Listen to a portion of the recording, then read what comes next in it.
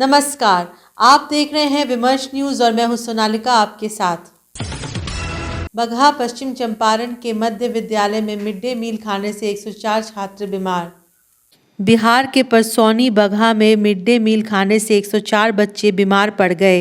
राजकीय मध्य विद्यालय में भोजन के बाद ये बच्चे हॉस्पिटल में भेजे गए। इन्हें रामनगर हॉस्पिटल में रखा गया है। इनमें से 3 को बेतिया सदर हॉस्पिटल भेजा गया है। कैबिनेट की मीटिंग आज हुई। इसमें चुनाव पूर्व कुछ सौगातों का ऐलान हुआ। इस पे कॉन्ट्रैक्ट कर्मचारियों का मानदेय बढ़ाने का फैसला हुआ। नीतीश कुमार ने संविदा पर काम करने वाले कर्मियों के मानदेय में बढ़ोतरी का फैसला लिया है। लोकसभा चुनाव से ठीक पहले इसकी घोषणा भी की जा सकती है। नीतीश कुमार ने नियोजित कर्मियों के मानदेय पारिश्रमिक के निर्धारण और पुनरीक्षण का फैसला लिया है। इसके लिए एक कमेटी भी बना दी गई है। जेडीयू एमएलसी राजाचरण सेठ की मुश्किलें ईडी ने और बढ़ा दी हैं। सेठ अभी बेऊर जेल में हैं।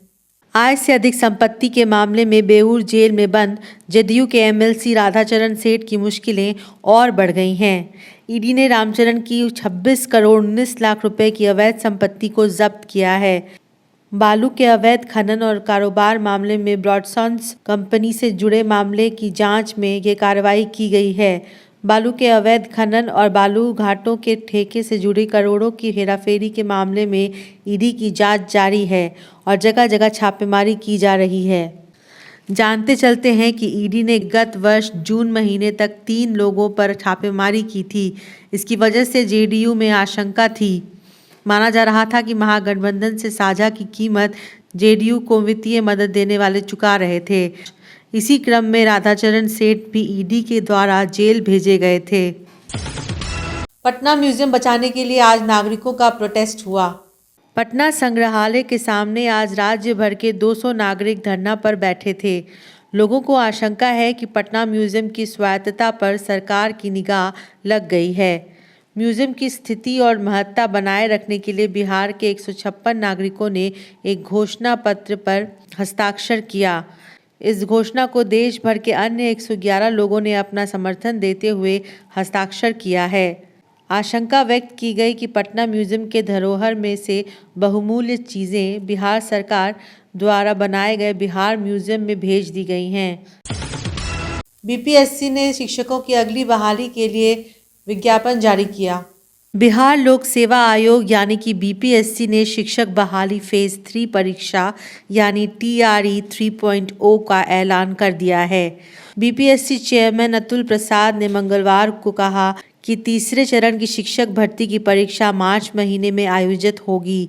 इसकी तारीख 7 से 17 मार्च के बीच रखी गई है।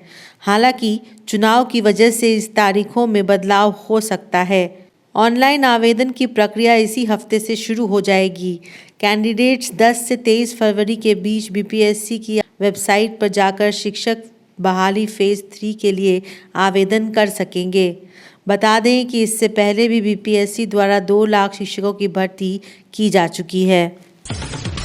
आज डिप्टी सीएम सह वित्त मंत्री सम्राट चौधरी ने अपना पदभार संभाल लिया है। इस मौके पर वित्त विभाग के अधिकारियों ने उन्हें बधाई दी।